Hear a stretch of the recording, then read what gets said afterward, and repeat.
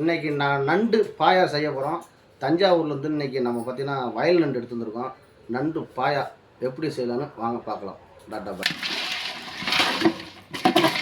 நண்டை இப்போ வந்து நம்ம உப்பு மஞ்சத்தூள் நல்லா போட்டு அலசி எடுத்தாச்சு. நல்லா அலசி எடுத்துக்கலாம். இப்போ நம்ம தக்காளி வெங்காயத்தை அரைச்சி தான் நம்ம அந்த பாயா செய்ய போகிறோம். எப்படி செய்யலான்னு பார்க்கலாம்.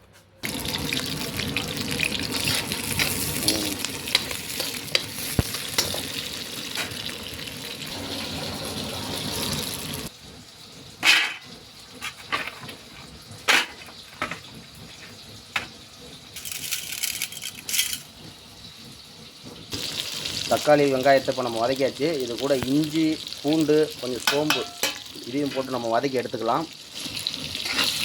அது 3/4 வேக்காடு வதக்கி எடுத்தால் போதும். இப்போ இதை நல்லா சூடு ஆற வச்சு நம்ம மிக்சியில் அரைச்சி எடுத்துடலாம்.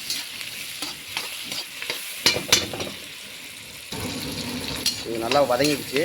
ரொம்ப வதக்க வேண்டாம், ஒரு 3/4 வேக்காடு வதக்கினா போதும். இப்போ ஆஃப் பண்ணிடலாம் அடுப்பை.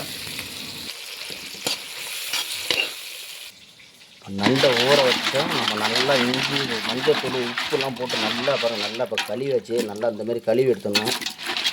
மஞ்சத்தூள் உப்பு போட்டு கழுவுனா தான் அந்த வாடை கவுச்சா இருக்காது. நல்லா அழுக்கெல்லாம் வெளியில் போய்ட்டு அந்த கருப்பாக இருக்கிறதெல்லாம் போயிடணும். நல்லா பழசாச்சு.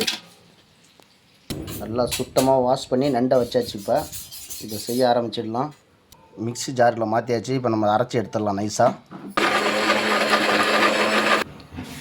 இப்போ கடாயில் எண்ணெய் ஊற்றாச்சு. இப்போ அரைச்ச நம்ம அந்த இஞ்சி பூண்டு தக்காளி வெங்காயத்தை விழுதை நம்ம ஊற்ற போகிறோம்.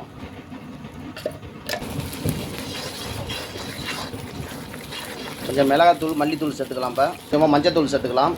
3/4 ஸ்பூன் மிளகாய்த்தூள் சேர்த்துக்கலாம். குழம்பு மிளகாய்த்தூள் 1 ஸ்பூன் சேர்த்துக்கலாம்.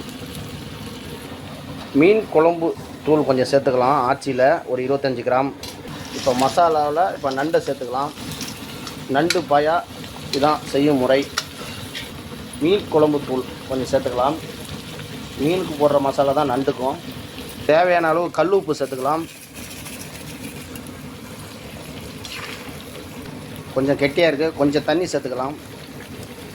மிளகு சீரகம் மிளகாய் மல்லி வறுத்து வச்சுருந்ததை இப்போ நம்ம பொடி பண்ணி சேர்த்துக்கிறோம். பச்சை மிளகாய் கருவேப்பிலை கொஞ்சம் சேர்த்துக்கலாம்.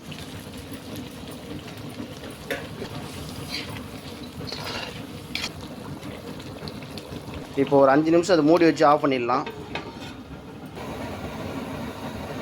இப்போ மல்லி இலையை போட்டு கீழே இறக்கிடலாம். ரெடி ஆகிடுச்சு. இப்போ மல்லி இலையை போட்டாச்சு. இப்போ இறக்கி டேஸ்ட்டு பார்த்துடலாம்.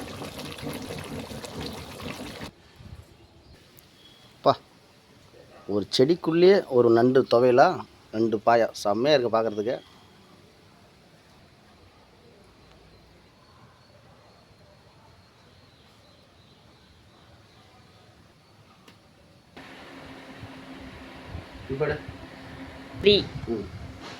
இப்பா நண்டு பாயாங்க செம்மையாக ரெடி ஆகிடுச்சிங்க. ஆஹாஹா அருமை சூப்பருங்க. நீங்களும் இந்தமாரி இந்த கிளைமேட்டுக்கு செஞ்சு சாப்பிடுங்க. சளிக்கு அவ்வளோ சூப்பருங்க. பிடிச்சதா லைக் பண்ணி ஷேர் பண்ணுங்கள்.